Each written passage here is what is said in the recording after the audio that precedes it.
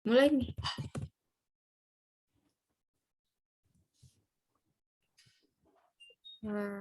Baik, Assalamualaikum warahmatullahi wabarakatuh. Waalaikumsalam warahmatullahi wabarakatuh. Waalaikumsalam warahmatullahi wabarakatuh.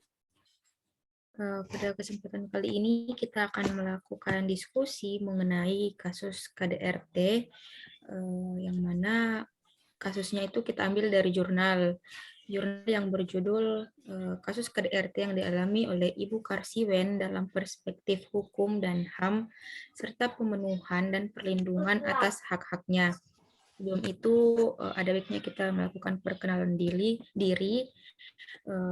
Saya Nurul Fajr Ramadhani selaku moderator. Selanjutnya yaitu saya persilahkan BC Wida Farida untuk memperkenalkan dirinya. Saya BC Wida Farida sebagai anggota FGD.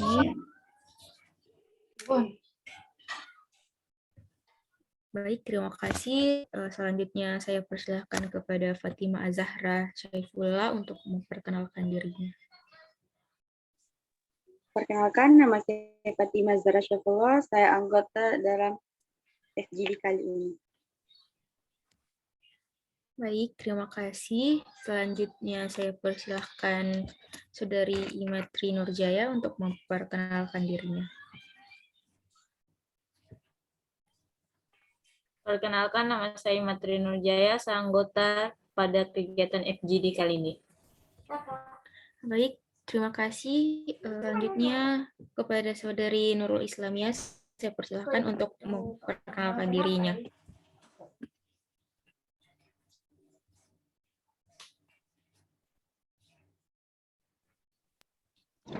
Baik, perkenalkan nama saya Nurul Islamiyah selaku anggota dari FGD kali ini.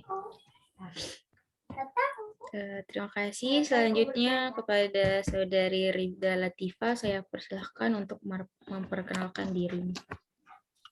Baik, perkenalkan saya Rifda Latifah, saya merupakan anggota dari FGD ini. Terima kasih. Baik, terima kasih. Mungkin selanjutnya kita beralih ke kasus yang akan kita bahas. Saya akan membacakan sedikit kasusnya.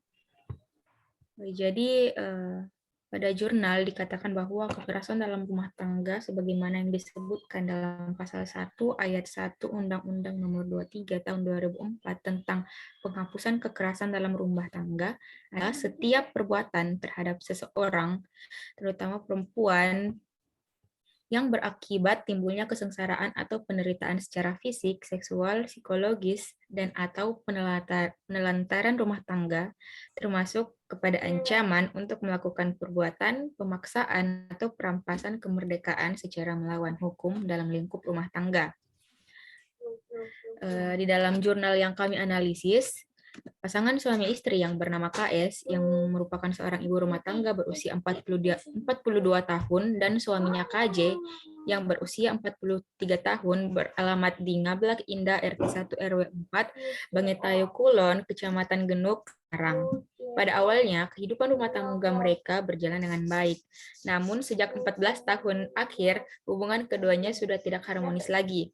Setiap kali pulang ke rumah, mereka selalu bertengkar, dan dampaknya mereka tidak lagi tinggal serumah. Puncaknya pada Sabtu 11 November 2011, sekitar pukul 8:15 waktu Indonesia Barat, KJ mendatangi KS dengan marah-marah dan langsung melakukan penganiayaan. Setelah puas menghajar menggunakan balok kayu, menendang dengan sepatu, menginjak, dan membenturkan kepala korban hingga tak berdaya, KJ pergi begitu saja meninggalkan KS. Akibat dari penganiayaan tersebut, KS mengalami luka-luka di bagian paha dekat pinggul, wajah, dan kaki memar.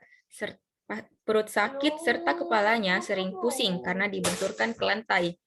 Atas kejadian ini, KS melaporkan KJ ke Polrestabes Semarang lantaran kekerasan rumah tangga dialaminya. Kepada Mapolrestabes, KS mengatakan bahwa dirinya sering dianiaya dan mendapatkan berbagai siksaan serta pukulan dari suaminya jika sedang marah. Akibatnya, KS tak jarang mengalami luka-luka akibat dianiaya suaminya itu. Dari kasus di atas, ada beberapa pertanyaan yang muncul. Saya akan membacakan beberapa pertanyaannya dan akan menanyakan pertanyaan tersebut kepada teman-teman. Adapun pertanyaan pertama yaitu, apa itu KDRT berdasarkan jurnal yang telah saya baca sebelumnya? Pertanyaan itu saya serahkan kepada Saudari Rifda Latifah. Kepada Saudari Rifda Latifah, saya persilakan untuk menjawab. Baik, terima kasih atas kesempatan yang diberikan. Menurut saya, kekerasan dalam rumah tangga itu merupakan tindakan kekerasan yang dilakukan terhadap seseorang, terutama itu perempuan, yang berakibat timbulnya kesengsaraan atau penderitaan secara fisik, psikologis, seksual, atau pelantaran rumah tangga yang termasuk ancaman untuk melakukan perbuatan, pemaksaan, atau perampasan kemerdekaan secara melawan hukum dalam lingkup rumah tangga. Mungkin itu moderator. Terima kasih. Baik, terima kasih atas jawabannya. Saya beralih ke pertanyaan selanjutnya, yaitu apakah faktor penyebab dari KDRT yang dituliskan di dalam jurnal? Saya persilahkan kepada Saudari Fatima Zahra untuk menjawab pertanyaan. Baik, terima kasih atas kesempatannya. Di sini saya mendapatkan 2 faktor dari jurnal yang saya baca. Yang pertama, faktor yang menyebabkan timbulnya permasalahan KDRT pada Ibu K, yaitu pertama, kurangnya komunikasi antara Ibu KS dengan suaminya. Lalu faktor yang kedua itu adanya faktor dukungan sosial dan kultur atau budaya, mana istri dipersepsikan sebagai individu nomor 2 sehingga bisa diperlakukan dengan cara apa saja. Mungkin hanya itu yang bisa saya sampaikan, saya kembalikan kepada moderator. Baik, terima kasih. Kita beralih ke pertanyaan selanjutnya, yaitu apa dampak dari KDRT pada kasus yang telah saya bacakan sebelumnya. Saya persilakan kepada Saudari Imatri Nurjaya untuk menjawab. Baik, terima kasih. Adapun dampak yang saya dapatkan dari kasus kekerasan kepada ibu KS, yaitu yang pertama, ketika setiap pulang ke rumah ia selalu mengalami perkelahian dengan suaminya, maka dampak dari perkelahian tersebut tidak tinggal serumah. Adapun dampak yang keduanya yaitu Ibu KS juga mengalami luka-luka pada bagian paha, wajah, dan kaki, perut, sehingga Ibu KS ini seringkali mengalami pusing di kepalanya. Mungkin hanya itu yang bisa saya sampaikan. Terima kasih. Baik, terima kasih atas jawabannya. Kita balik ke pertanyaan terakhir, yaitu bagaimanakah strategi untuk mengurangi atau apa saja upaya yang dapat kita lakukan untuk mengurangi KDRT? Saya persilakan kepada Saudari Nurul Islamia untuk menjawab pertanyaan tersebut. Baik, adapun strategi atau upaya yang dilakukan pada penanganan kasus KDRT yang dialami oleh Ibu KS, yaitu setelah Ibu KS mendapat perlakuan kekerasan dari suaminya, dia segera melaporkan kejadian tersebut ke aparat kepolisian. Kedua, yaitu semenjak pengaduan, Komnas Perempuan mengajak semua pihak meningkatkan perlindungan dan layanan kepada korban KDRT yang berpusat pada korban dengan berbasis pada hak korban atas kebenaran, keadilan, pemulihan, dan jaminan atas tidak berulangnya kekerasan. Ketiga, yaitu mengajak pemuka agama dan tokoh-tokoh masyarakat untuk terus mensosialisasikan KDRT sebagai tindakan yang harus dihentikan. Mungkin itu strategi yang saya dapatkan dari jurnal tersebut. Baik, terima kasih kepada Saudari Rifda Latifa. Saya persilahkan untuk menambahkan jawabannya.